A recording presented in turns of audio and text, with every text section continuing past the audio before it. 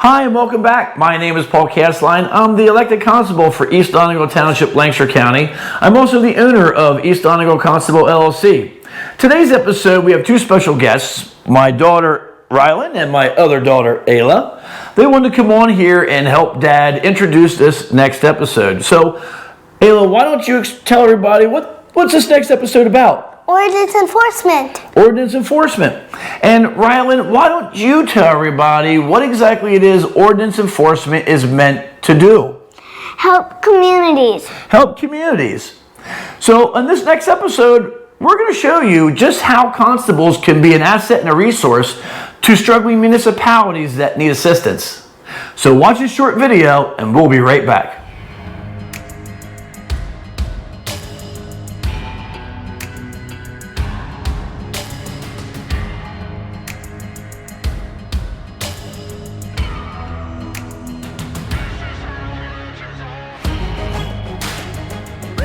Pennsylvania State Constables, first in law enforcement since 1664.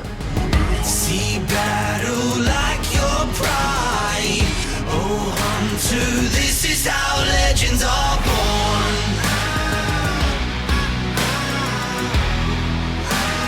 This is how legends are born.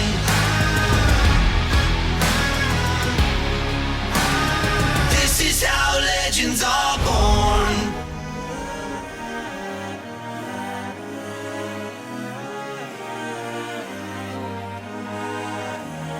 This is how legends are born.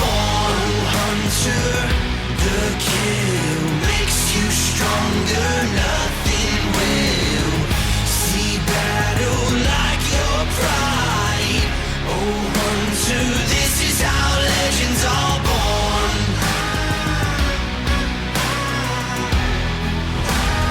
This is how legends are born.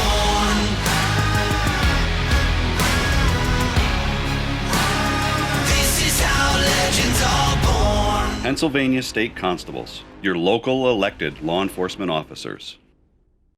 So welcome back, and today we have another guest. Today we have my Deputy Constable Patrick Schuler with us today, and we want to talk about ordinance enforcement. And you may have seen earlier a magazine that recently came out from the Pennsylvania State Association of Boroughs.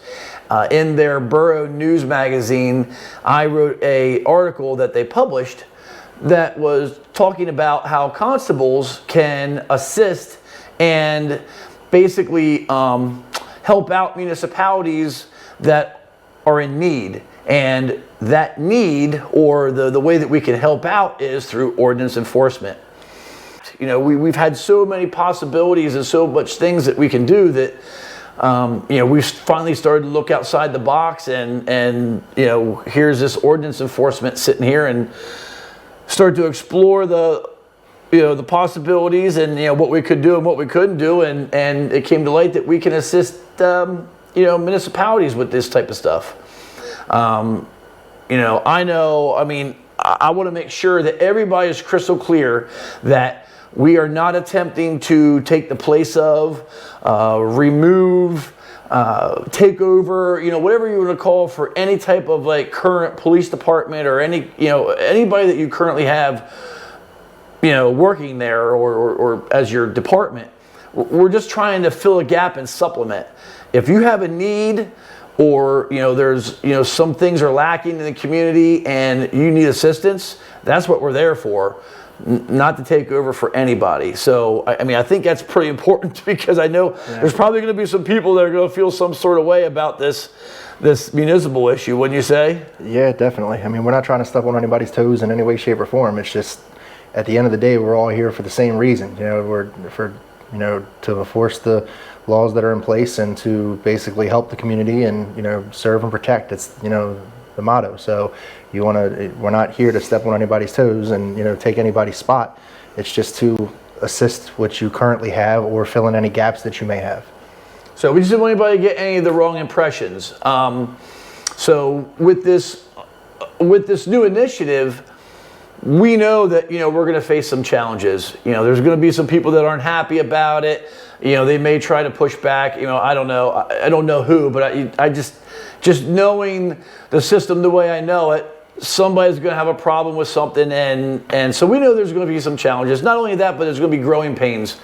Figuring out what municipalities want, how is the best way to go about it, so on and so forth. We're going to talk about, some of that here later in the episode.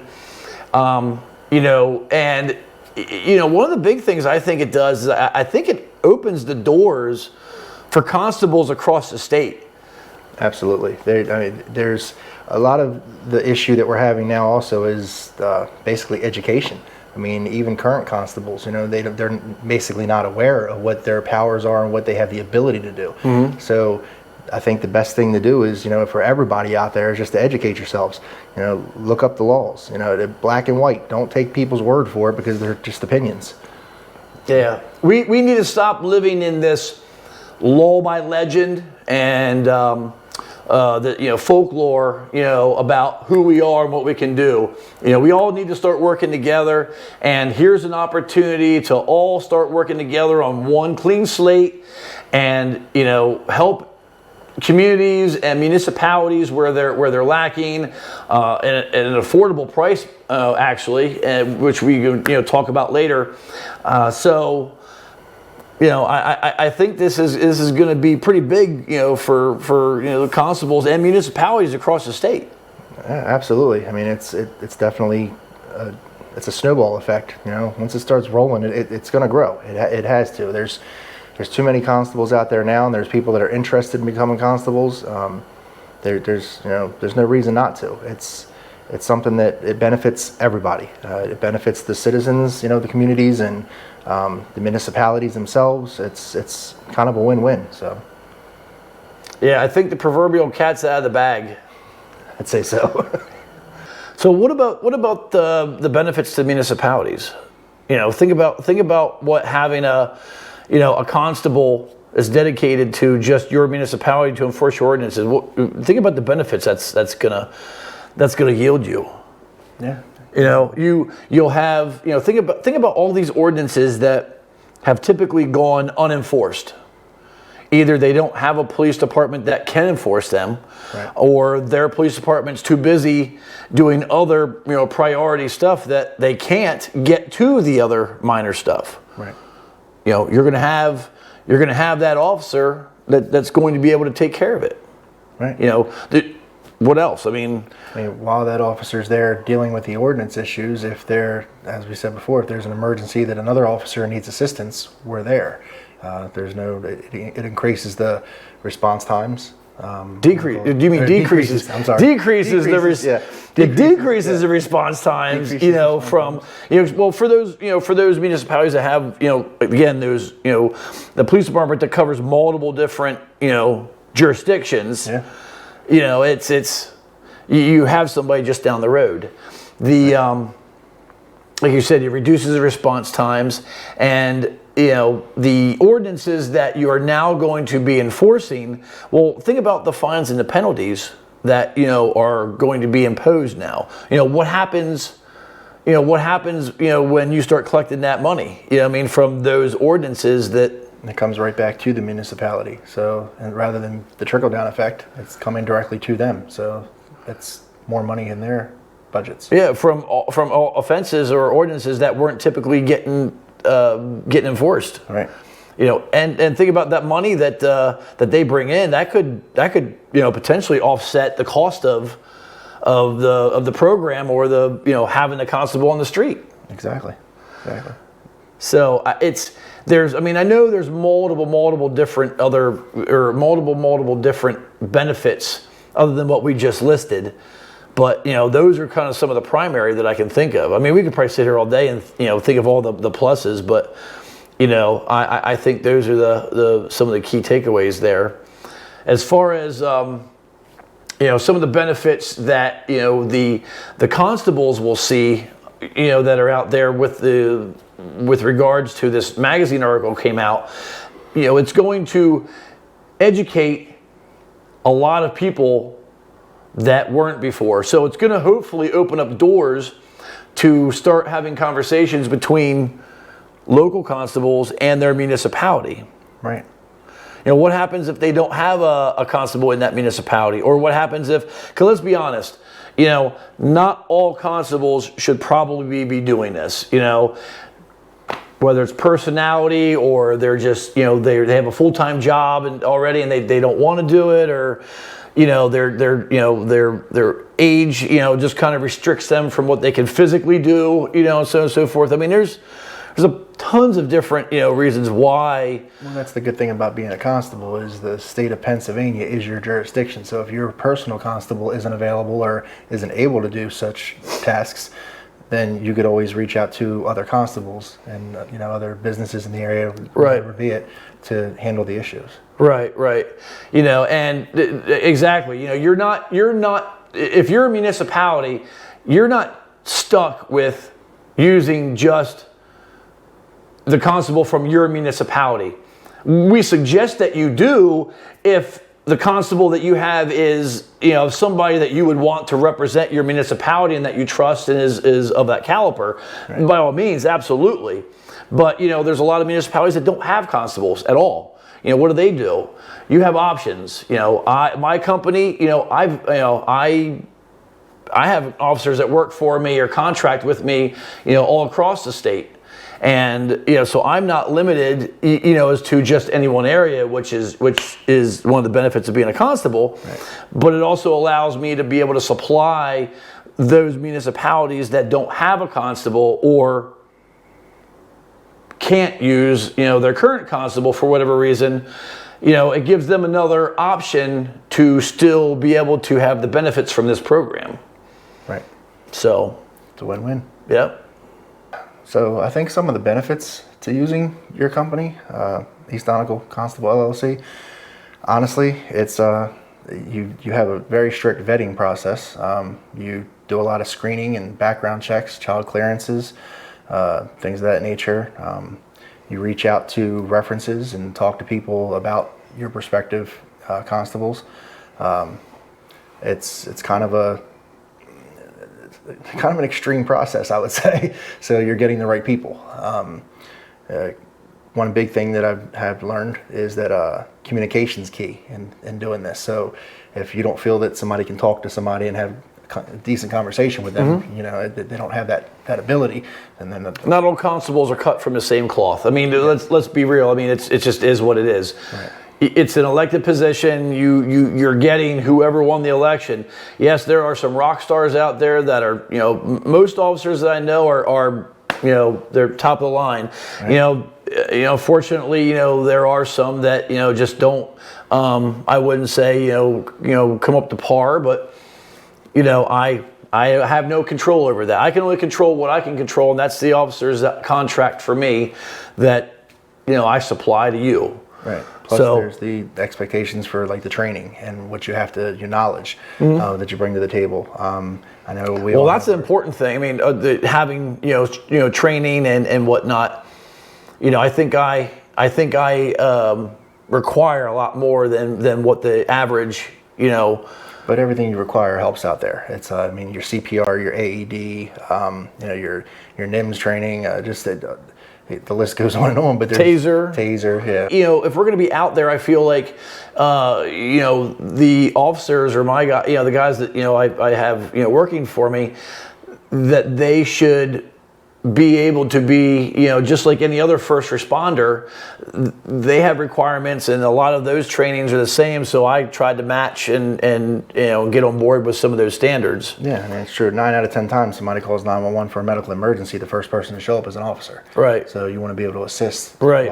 And traffic, vehicle accidents with the fire department, you know, whatever. Right. So, and equipment, you know, don't forget about equipment. Yeah, that's that's a big one. I mean, we have, you know, our personal safety equipment, of course. We carry our dash cams, our body cams, things like that. Got to have a police vehicle. You got to have a police style. Can't show up in a plumber's van or a jacked up, you know. with something or whatever. I mean, I've seen some crazy vehicles, Dodge Caravans with dog cages in the middle for this stuff. Anyway, don't get me started. My officers, they have to have, the expectation is that they have a, professional police style vehicle of some level, and lettered with lights, so that way you're. Well, some can go unmarked. I don't care if they're unmarked, but the thing is, right now, my big push is no one really knows who we are and what we can do. And the reason for that is because we haven't really been visual, and so now I'm kind of trying to push that that everybody get graphics on their vehicle, because we have been in the shadows, and that's partly why we are where we are. Yeah, you need to make your presence known. So and it adds a presence. So it's time to stop living in what we did 50 years over the last 50 years, and let's start coming into the today world, and let's get with it. Not everybody has to do it, obviously, but because they're their own. Right. Plus, you offer a lot of resources that other places can't. Yeah. So, Canine, you get a canine officer. I'm a canine handler with my dog is a narcotics trained canine for tracking and patrol. We have I have a drone operator that's coming on board. We have ATVs for off-road. I have a mobile operations trailer, and we have multiple officers across the state that, if need be, can fill in or can come and assist. If we need additional, or if someone's sick, whatever, I have a lot of officers to choose from. Right. So, and then there's commercial liability. I have, having us, we have commercial liability, and there really isn't a lot of costs to the customer or to the municipality, for they don't have to pay for benefits or insurance. They don't have to cover our equipment, stuff like that. So in closing, to municipalities, we'll say we are part of a solution to a nationwide crisis. Pennsylvania just happens to have an option to help municipalities with that crisis. And that would obviously be, the state constables. Here again, we are part of a solution. We're not the solution, obviously, to other law enforcement agencies that may be watching or out there. We're not trying to be a threat. We're not trying to replace or take over or remove or any of that. We're literally trying to fill a gap or fill a void if there is one, assist, augment, supplement, whatever you want to call it. We're just trying to help. And, so I don't want anybody to feel like, not that you feel threatened by constables or anything like that, but I just don't want anybody to get the wrong idea of what the intention is here. We just want to help municipalities that need this type of service. Pat, what would you say to constables? Honestly, I would say that this article has shined a lot of light on the subject, and it's been very informative. It's opened up a lot of doors. It's given people opportunities that they probably wouldn't have had prior. There's been a lot of misconceptions about constables and what they can do. I think that if you're interested in actually going and giving a presentation in your local municipality, and you need assistance with that, I'm sure Paul would be more than happy to give you any help that you may need. One thing you definitely want to do is make sure that you're educated prior to going in there. Not saying you're not, but there's been a lot of miscommunication and a lot of talking about things that aren't true. So now that it's been brought to light and proven to be true, just make sure you're up to date on all of that. Just have a professional presentation ready when you go into your borough or your municipality meeting. Any documents and videos, they're online. With your right. Speaking of documents and videos, we posted there on if you go to my website, the website's listed in the comments below. You'll see where there's a link for constable documents, which is where I posted the binder. The binder's now online on my link or on my page from the link. The intro to constable law, which is just a real brief kind of broken down summary of basically all the stuff, the key points that we tried to impress upon people that are just learning about constables. There's some case testimony on there and some history actually as of right now. We'll be adding more documents as we go, but that's what we have currently on there. And then videos, obviously, you're watching this video, which, thank you for watching. And we ask that you share this, because that's the only way we're going to help educate people, is to get this out there.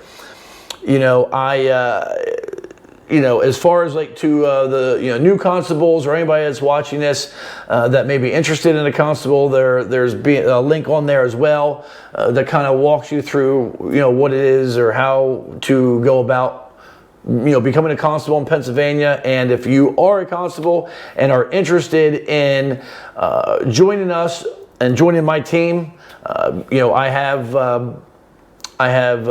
contracts, across the state of Pennsylvania, and with everything that just occurred with this magazine that came out in this article, there's going to be a lot of municipalities that are going to be interested.